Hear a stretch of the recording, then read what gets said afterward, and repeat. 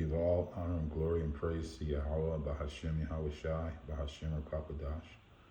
I want to thank the elders of the Great Millstone and the apostles there that has been pushing this truth to the world and has flooded the world with the truth that was put on them to deliver to many of us out here, which they call the elect. This is Obadiah, and I'm going to be looking at one of the prophecies that a lot of people has not really talked about, which is the Euphrates River drying up back in 2023. So here we're going to start here at Revelation 16 and 12, and it reads, "And the sixth angel poured out his vial upon the earth, upon the Salakia." Let me start over. "And the sixth angel poured out his vial upon the great river Euphrates," which is a river in Iraq, okay? "And the water thereof was dried up, that the way of the kings of the east may be prepared." Okay? And look what comes right underneath that. Armageddon. The battle of Jehoshaphat. Okay? So once that river dried up, and we're going to take a look real quick. Check it out. Euphrates River.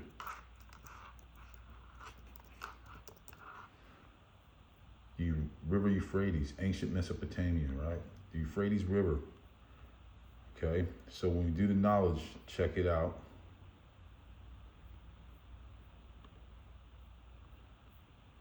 So the Euphrates, okay, let's go then and now.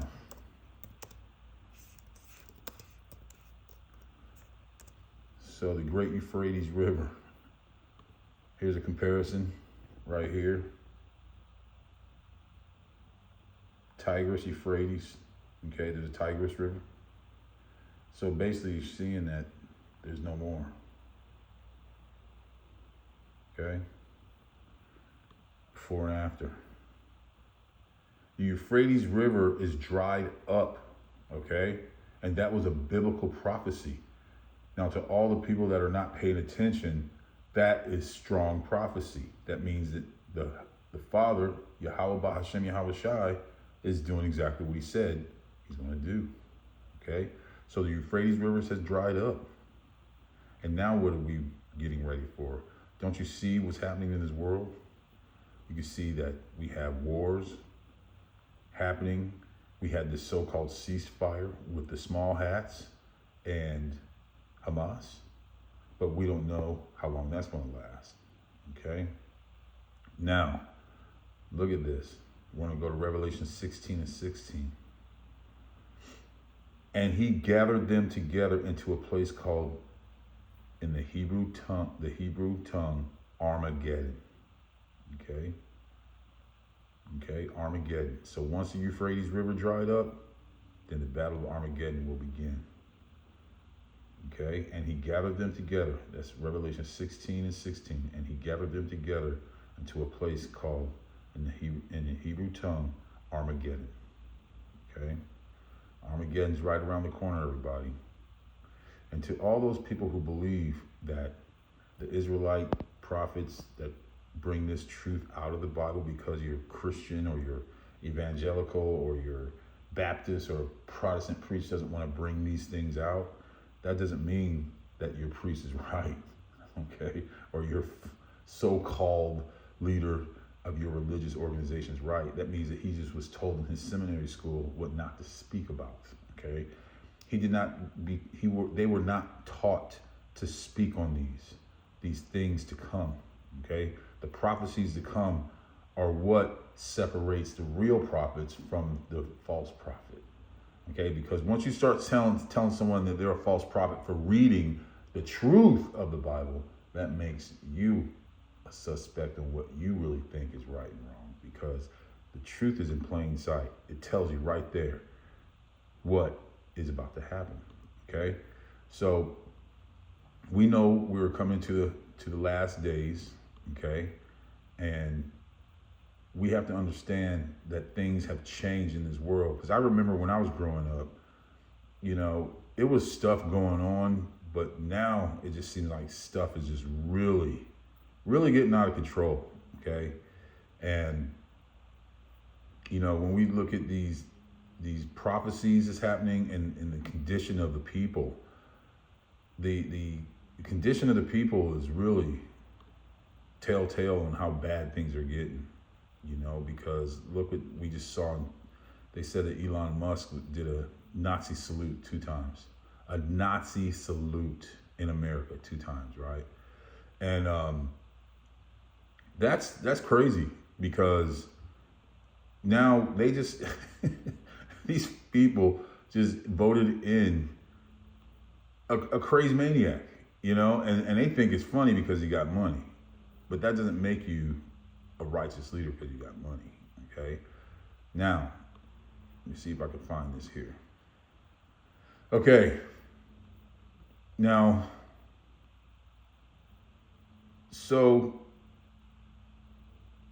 now listen to this. Let's go to 2 Timothy 2:9. Okay. Wherein I suffer trouble as an evildoer, even unto bonds, but the word of Yahweh is not bound. Okay. So the words of Yahweh is not bound today. People are losing their, they lost their faith. A lot of people don't have faith. A lot of people worship the dollar. A lot of people worship people, which is going way off. And, they have not found the word of the Lord to be their comforter, okay? Because a lot of people are in that very carnal mindset to believe in things like witchcraft. I'm just now learning that a lot of people, they're following this witchcraft, and it's, I don't understand it myself because I've never been, a person that will follow any type of evil doings, all right? And so let's go right here, because this is really coming to some prophetic times here when it says difficult times will come. So it says here, this know also that in the last days perilous times shall come. For men shall be lovers of their own selves. You got that happening because look how many people walk around snapping their own picture like 150 times a day, making videos, endless amounts of videos of themselves, okay? All right? Covetous, boasters, proud, blasphemers, disobedient to parents, unthankful, unholy, without natural affection, truce breakers, false accusers, incontent, fierce, despisers of those that are good. Okay, now you can see there's a lot of things of these demonic spirits on these people. A while back, I heard a video, not a video, it was an audio where this one brother was speaking on how good this other brother was because he helps people out, and the other person that he was speaking to said, "Man, F that brother. He ain't ish because he ain't done nothing for me. Screw him." Just hateful, okay? Because the brother was actually a good-spirited man, and that goes back to back when Pilate, when the atonement was made against the son Yahushua, saying kill him, but they turned to a bad man instead of a good man. So that tells you how Jake is always headed for the evil instead of the good. They hate good and they love evil, okay? And it's just getting increasingly worse. Okay, let's move on. Traitors, heady, high-minded, lovers of pleasures more than lovers of Yahweh. And that is very apparent because a lot of people really, they turn to money for pleasure or women for pleasure. I understand that a good thing is in a woman, but the thing is, if you take that overpower over Yahweh, you're going off, okay? You can't, that's not a wise choice if you want to put power second and put a woman first. It ain't going to work, right? Okay, so let's keep on moving. For of this sort, they which creep into houses and lead captive silly women laden with sins, led away with diverse lusts. Okay?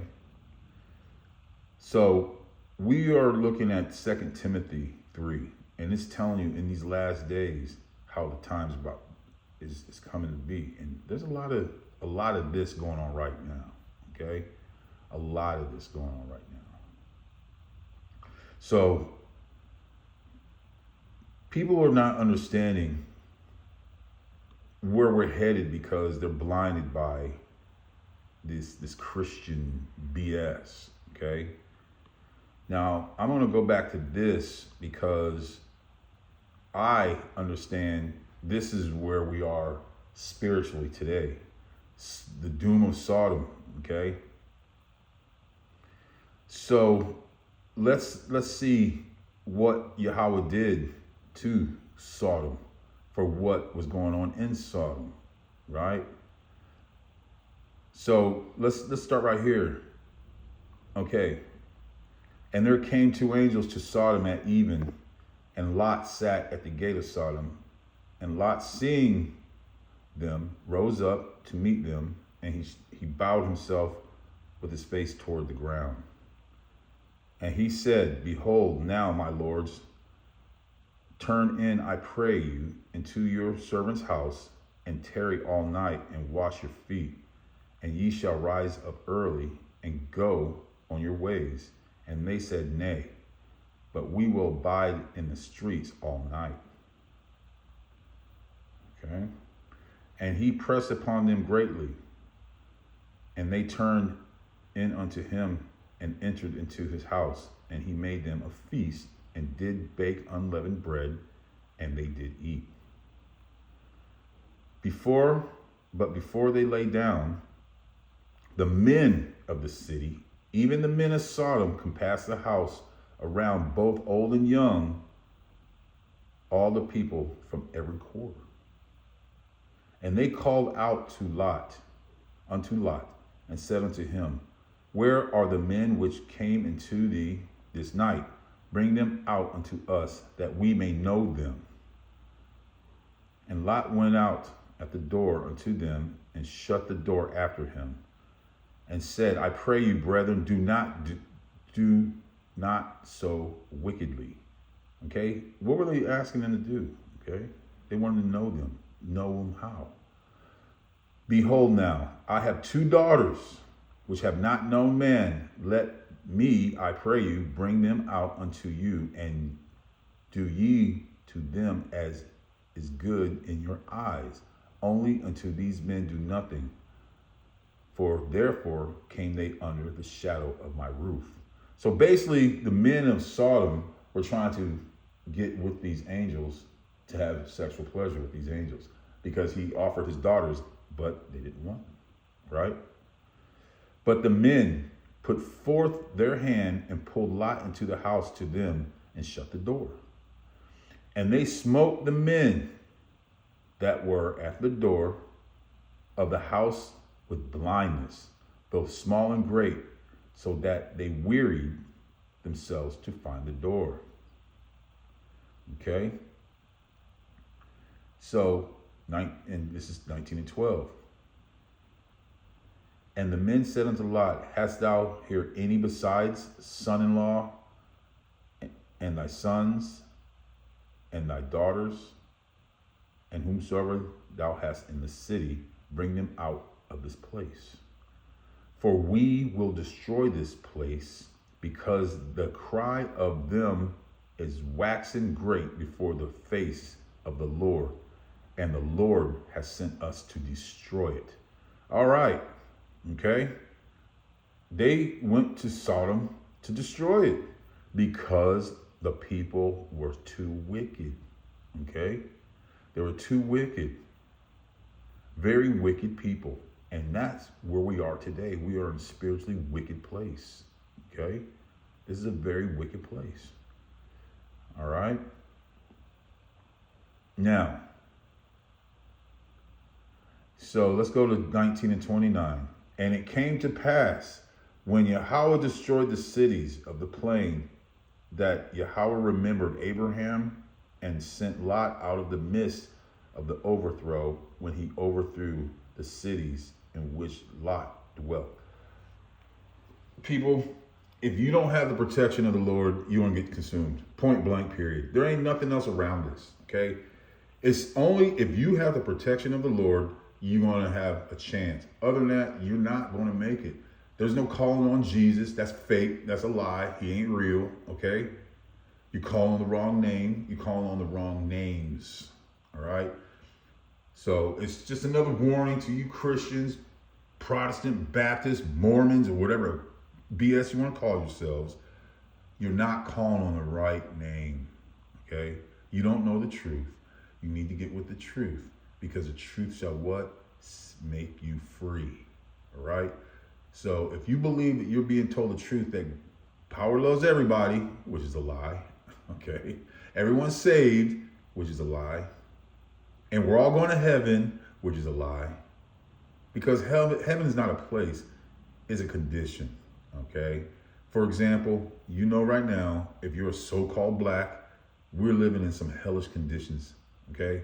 We got some hellish conditions while you got your other people, your Edomite, living in a heavenly condition, okay? And don't tell me I'm wrong, okay? Just because you got one or two so-called blacks living with money don't mean that's all of us, okay? It's not all of us, all right? But at any rate, if you're not calling on the correct name of the Lord, he doesn't want you there. And praying, how do you pray? You don't pray in the streets. You don't pray hanging out with other people. That is what you don't do, okay? You pray in your closet. I'll bring that up in another video. I just want to give a short, real quick morning video lesson here where we're looking at what? The end times. We got what happening? The Euphrates dried up. You got the next thing, what's happening? You got these high-minded, covetous, hateful people walking around here. And what did Yahweh do to a city that was like that back in the past? He destroyed it, okay? He destroyed it. He didn't bring it up into power. He didn't make it better. He destroyed it. So if you think you're headed down the right road, acting in these manners, you're mistaken, because Yahweh will ultimately what? Destroy this place, okay?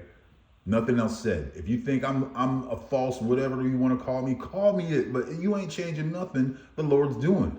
Insulting me ain't going to change what Yahweh's doing. Calling me or calling anyone that talks about this truth a name ain't really helping your situation at all.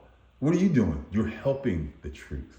That's what you're doing. You're helping the truth go forth, because your disbelief is making proof of the truth. All right? So I just want to give all honor and glory and praise to Yahweh, Bahashem, Yahweh Shai, Bahashem, Rakwakadash, and to the hopeful elect, and to all the apostles and elders at GMS. I do thank you, the Wada, for your knowledge and passing that on to simple people like me. Thank you so much, the Wada. Shalom.